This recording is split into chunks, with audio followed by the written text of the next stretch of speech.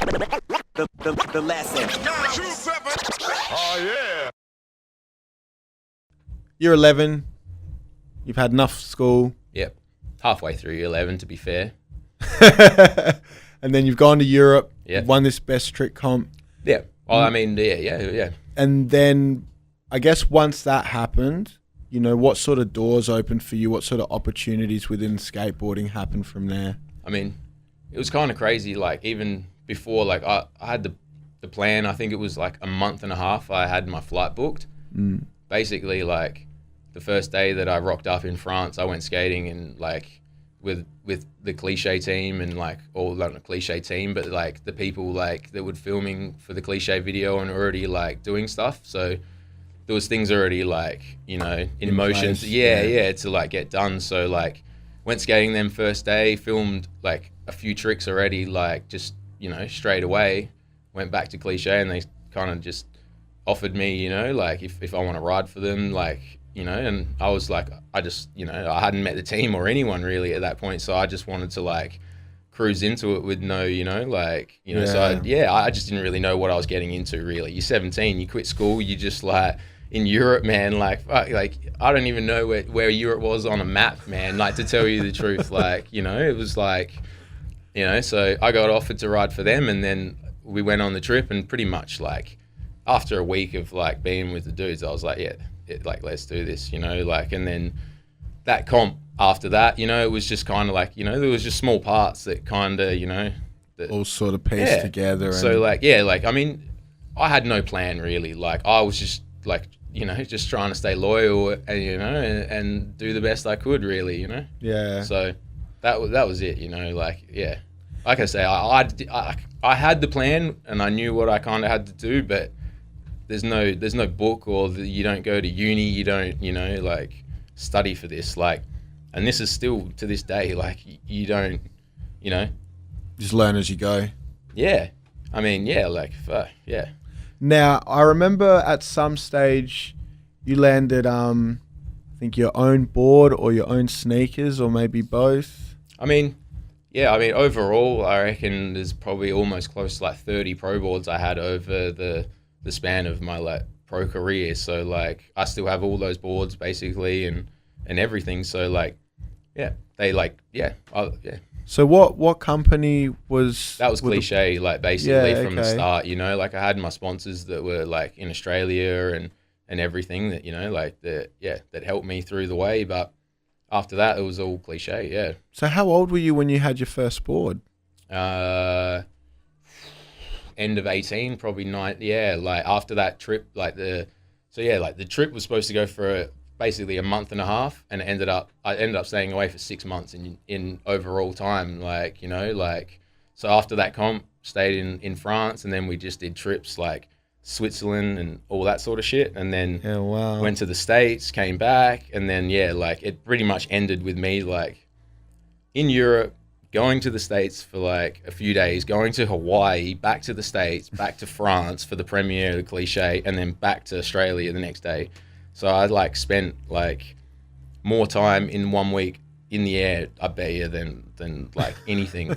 Yeah, it was, like, insane. So that trip wasn't meant to be as long as it was? It was meant to be a month and a half, and it turned into basically a 10-year span of wildness, man, that, like, yeah.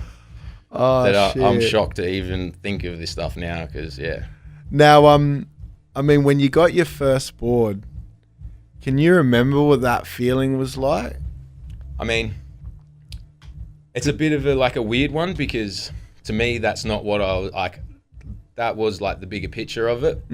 But yeah, I didn't really want to be pro at that time. Like, I went away, and then they obviously, like, you know, like I said, I don't see myself like, or look at myself like that. I was just trying to just push myself constantly. So yeah, like, they offered me a board, and basically I was like, well, I want to film more and, like, get on to the next before that happens, because I, you know, like, yeah, like, I don't know. Always when there's expectation of something, that's when things, you know, the way I kind of saw it. So I was like, let me, like, I want to be, like, do it at your pace. I wanted to be the dude that they say, why isn't he pro, you know, like, kind of thing. You know, so, but like, don't get me wrong, I was like hyped, you know, like, but I mean, it's just, yeah. And then was the sneakers or the shoes that you had with the same company, or? No, I mean, there were some offers, and there was some, like, you know, there was stuff that was on the table that could have happened, but I just wanted to do what made me happy, kind of thing, you know, and I like stuck to what I, you know, wanted to do, and, you know. So you never took the shoe deal? Oh, I mean, I rode for S. Like, I rode for S pretty much the whole time in Australia. And then there was, like when I went to Europe through Cliche, there was, like, Link Footwear that was getting started through Cliche and, like, all that. So I went to go to be on that. But then ultimately got offered, you know, like, not a better deal, but, like, something that I, you know, like, I really thought, oh, what I work for, you know. So I did that, you know, like, just wanted to be on S, and it was, you know, just, yeah, really, like, yeah. And then, so when you were on S, were you just like on a deal where obviously, you know, you're sponsored by them, or you had like a Cale Nuske shoe for that company? I mean, they decide if you know, like, are going to have a pro shoe like that. Like, that's their decision ultimately. But like, yeah. But you never had that. Never had a pro shoe, no. Like, never on that. And I mean, that's kind of where you, like, most people, if, you know, they see, you know, like, the bigger picture and where they want to go. Like, to have a pro shoe, that's the, you know, that's where you want to be, you know, because, like, yeah, it's, you got a sneaker with your name on it, like that's probably, you know, that's pretty sick, like, you know, but yeah. And I guess, you know, when you were doing that run in Europe when you were young, you know, I imagine you would have been one of, if not the younger dudes that was over there skating with all those pretty guys. much, 17. There was, like, you know, like, on Cliche at the time was Lucas Pugh, and, you know, like, he's 3 years, you know, so, like, younger than me, so, like, he was, like, young, but, like, don't get me wrong, age is just a number, and, like, if you're good at something, you're good. Like, you can't, you know. That's the thing. Some people stand on a skateboard and they're good on, you know, like, you can, you can tell. And it's one of those, it's just what you do with it. Yeah. So when you've gone over there and then you came back to Australia, I think you said it was like 6 months after you first went over there. When you came back to Australia, like, how long were you here before you were going back overseas again and traveling? I have, like, you know, like, I remember, like, basic, you know, like, you know, everything, you know, like, that happened, but time, like I said, once it goes by a week, or, like, you know, not a week, but like a month, there's no judgment, you know, like, of it. So, like, but were you traveling overseas? Like, constantly. I was basically away for 6 months, like, probably 7 months of the year. Like, yeah, it was constant. Just, like, I had sponsors in the States, in Europe, and then they were constantly touring. So you come home, you go there, you know, like, and then you got your sponsors, you know, that's not just like S or Cliche in Europe or America. They've got it in Australia. So it was like Melbourne, Sydney, you know, like, I'd probably been to Melbourne like 5 times by the time I was 7, you know, like, before I even left the country, you know, and then all those places, like, we'd driven, got the train, flown, like, you know. Yeah. Wow. So you were spending, say, 50% of the year traveling, skateboarding, filming. And then for how many years approximately do you reckon that lasted? Well, 17 to, you know, like, probably 27, you know, like, you know, 10-year run, basically, you know. And I mean, it's just, you know, like, I would probably still love to be, you know, doing that and all that, but, you know, there's, you know, you gotta, Now, so what sort of slowed you down? Because I heard you had an injury. I think it was a knee injury. Yeah, just a few. Yeah. Kind of, yeah. I mean, I'd already had pins in my ankles, like, and stuff, like, broken, you know, like, my foot and wrist and everything before I'd even left, like, to go overseas. So, you know, but after that, like, it rattled off all sorts, you know, like, 2 knee reconstructions, like, 5 clean outs, like, wow, all sorts, you know, like, and that's like 6 months. Like, at times, like, when I was skating, you know, like, when I think about it, sometimes I'm like, maybe I've skated half the time of, you know, like of the time that I've skated, which is like, you know, it's torture. Like it basically is like, yeah. So I guess generally speaking, for any pro skater, the body takes a fair beating.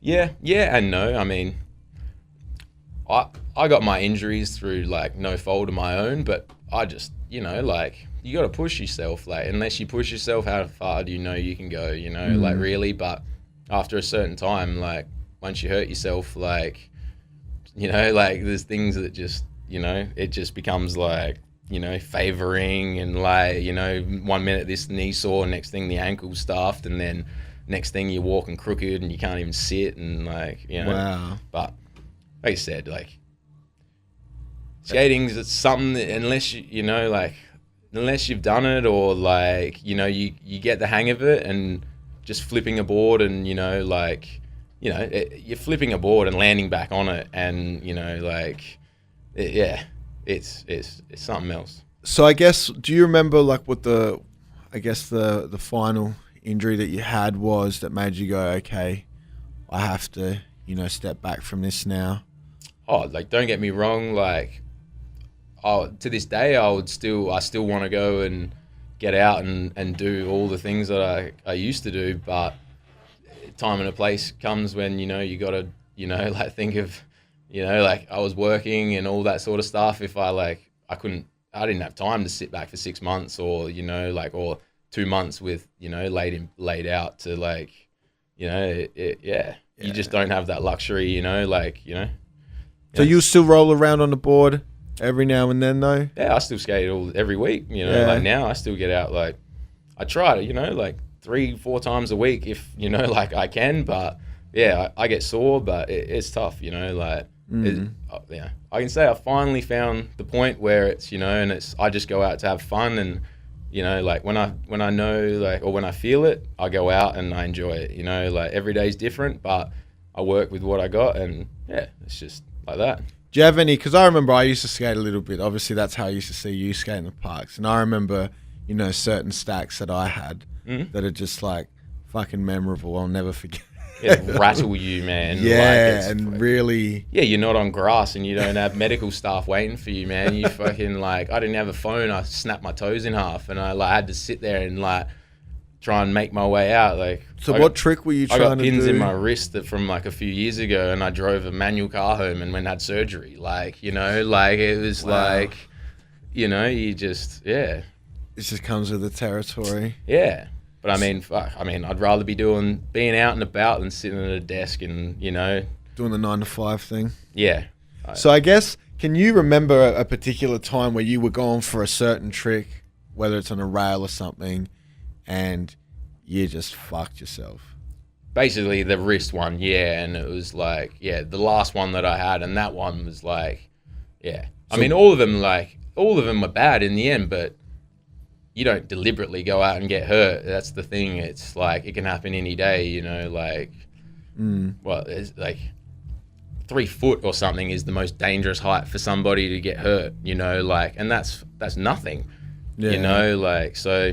So do you remember the trick that you were doing what actually happened to your wrist? Yeah, it was at the city park, like, that used to be on North Terrace, you know, like, was just trying to do a nollie back lip, and one thing I never really did was skate with headphones in, like, you know, and especially not two, you know, and was doing that and just, I don't know, just throws you off a bit, you know, your judgment, and just like went to go for it. And basically you don't want to mess up at the start of the rail, you know, when you're going for something, because then you got the rest of the fucking way to go, you know, and I like flew down the 10 stair over a rail and just like basically landed backwards and just like, just broke my wrist, you know, like, just twisted it and Yeah, that sounds nasty. Yeah, it sucked. Like, I mean, it's like, I didn't know what was sore more. Like, I landed on my spine, my neck, and like, you know, like, it was one of those ones that it was like, it was scary, man. Like, I thought I was going to land on the rail on my spine, like, basically, yeah. And was that the one of the latter injuries that you had, and after that you kind of slowed down a bit? I mean, I was like, kind of. I mean, I still, like I said, I'll still get out there and do stuff, but like maybe that was the one that kind of like, yeah, got to me, you know, like finally, man, like, yeah. The lesson. 2-7. Oh yeah.